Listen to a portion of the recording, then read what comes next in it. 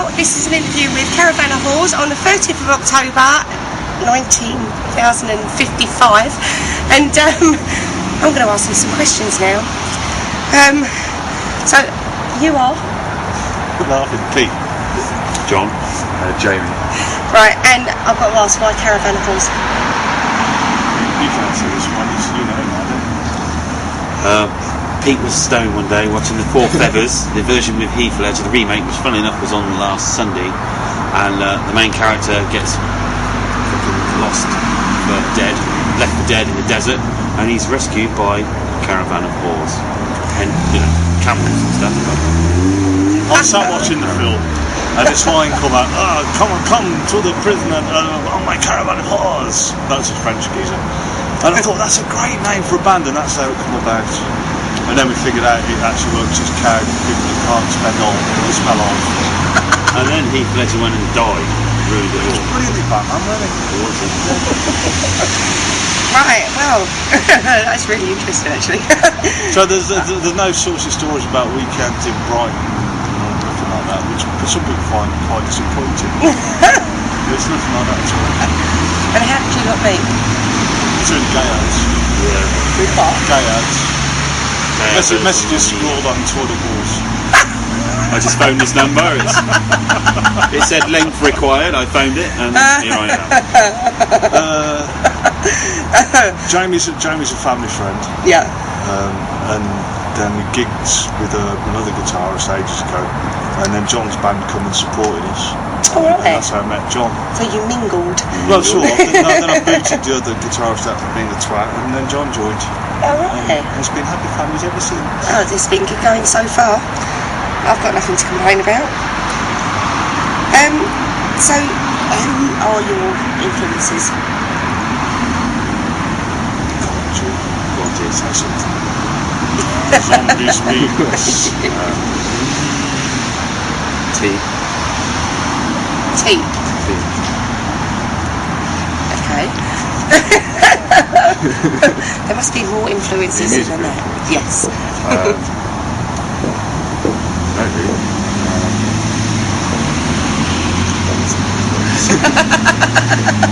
I'm guessing you're the quiet one of the group.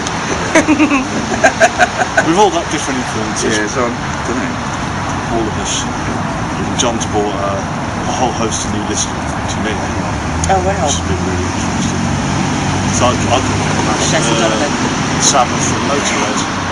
Oh yes, definitely. Have you seen a new advert? No. Have you seen Lemmy's new advert yet? No. For 1066? No.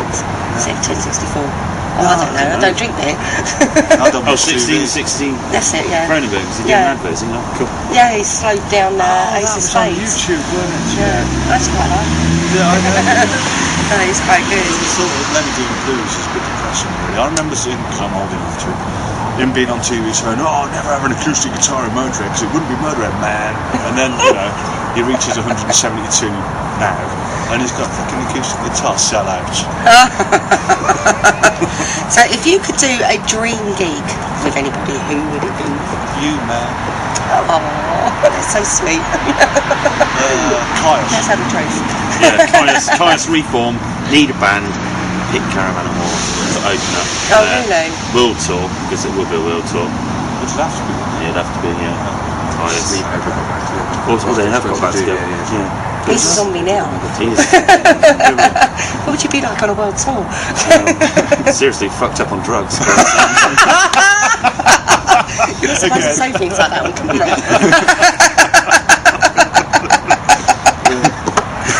Okay, so do any of you, and I know you're going to be lying if you say no, have a secret artist that you keep hidden from everybody else that you absolutely adore and is laughing?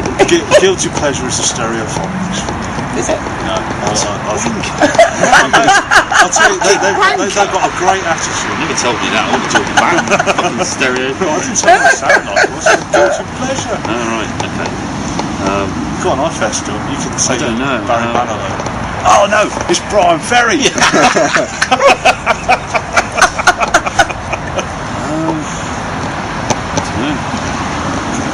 Loads of stuff. Who do you actually keep it? You must have somebody you keep a secret so you don't have anybody else find out. You just turn it on every now and again when nobody else is around.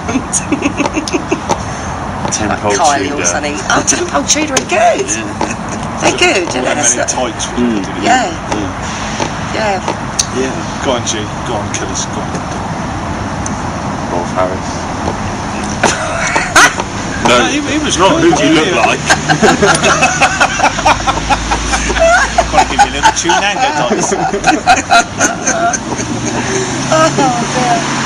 Okay, next one is I suppose obviously because you know there's good days and bad days. So what's the best and the worst thing about being in the band? That's throwing the ball, isn't it? The best thing is nights like tonight. It's just getting out and doing the band thing. Yeah. You know, if that leads us somewhere else, that's great. But this is great. I'm having the time of my life. The worst is packing up at 2 in the morning and having to drive 7 hours to get home for nothing. But in the hope, so every time we go out, it's that classic cliche. If you get one person in the club like you, then you've won. But it's still shit. I know, it is hard work, isn't it? And sometimes it's so unappreciated and so being in a thankless. band is fun and it's so romantic and that's all it is. It's hard work. It is very hard work, and I do appreciate you coming out and doing this gig for me. Okay, so who writes most of your material? Or is it a joint venture? Mainly it was. It used to be me. I used to do everything, but now with these guys, it's more shared, which means the whole sound that we're coming out with now, still got a few old songs and the new songs are us, but they're not me, it's us. I still write the lyrics, but then I have to sing them. I suppose it must be better when there's like a combined effort, because obviously if one person's doing everything, then it's all set about one person's sound. And this is the first time I can actually go in and I think speak for the others, as I usually do. Whatever we jam will come up with the next song we're all happy with. And there doesn't seem to be any compromise. Compromise anything to it, yeah. No, that's good. Yeah, especially in rehearsal, we started jamming something, and you kind of get a really good vibe, and then jam it for 20 minutes and turn it into a 5-minute song. But we have got a good work ethic, whereby we don't turn it into rehearsal or anything like that. We split stuff down. We take every piece and we fit it all together, and we work at it. We do work hard. Yeah. Brilliant. What's been your biggest challenge so far? Getting G on time. I mean, that's not something playing time. That's the only time he's ever on time was when he's playing the drums. But apart from that, he's from a different planet. I think aliens dropped him here a while ago, and they forgot to pick him up because he's from that planet. So. Could be. There's nothing wrong with aliens, mate. Apart from the fact that they get beat by Predator.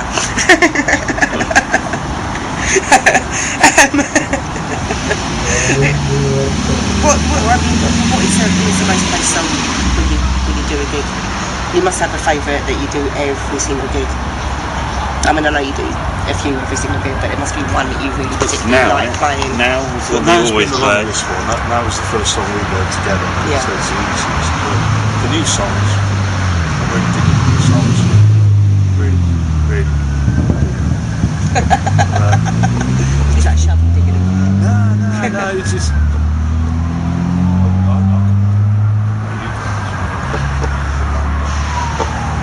It's known for it's a long song, but it's got a groove. Yeah, some people tend to appreciate. That's the song where if heads are going to nod, that's the head nod. Is it? And what's it? Most of the time. I'm going to record that soon. Good. We're actually going to go in and we're just going to spend all our money that we scrimp together and go for we can afford a day, maybe a day and a half recording. How much is a recording studio these days? £180 a day. Is it really? Yeah, that's a 10-hour day. That seems to be the average. They drift between 175 to 220. I mean, I know places that do it for like £9 an hour. But I suppose it depends. That's what we've been doing before, £10 an hour stuff. It's all right for getting gigs in pubs, but because the cutbacks in the record industry, then this comes from the people who've been working with just like quality. It's quality because the record companies don't want to shell out loads of money to get land in them and anchor and promising to record them. They want the band to turn up on their doorstep with a product that they're having just to distribute And we're at that stage now where our next CD Yeah. has got to be of sufficient quality Yeah. for somebody just to be able to distribute it for us. And when we have had offers, we have got money for it.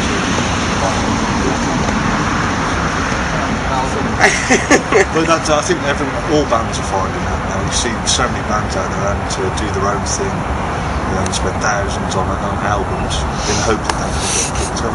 Yeah. It's everywhere. I think it's quite sad actually the way the industry has gone, because it's it's not like it used to be, where you could go out, smack a hit record out and earn millions. It's gone. Yeah. It's totally gone. And to be quite honest, if most of the bands were self-sufficient, then that light's gone out. That's right. The light's always on for me. It's a sensor.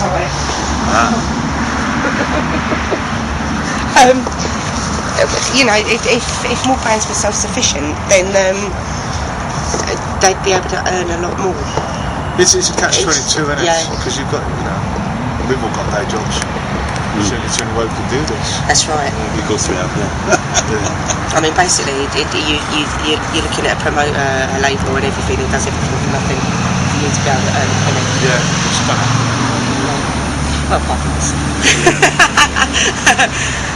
And new releases and tours? Any ideas? Any plans? We're going to have the CD done by the end of the year. That's a defo, that is, because we've got the money. We're just trying to find the studio that we can... The right setting, isn't it? right setting, yeah. That's what we want to record, like a live setup. Oh, right, yeah. Most studios are really tiny, and we want like separate booths, so we can all record. Okay, I got you, yeah. Basically, in the same space. There's a lot Same of body time. language in our band.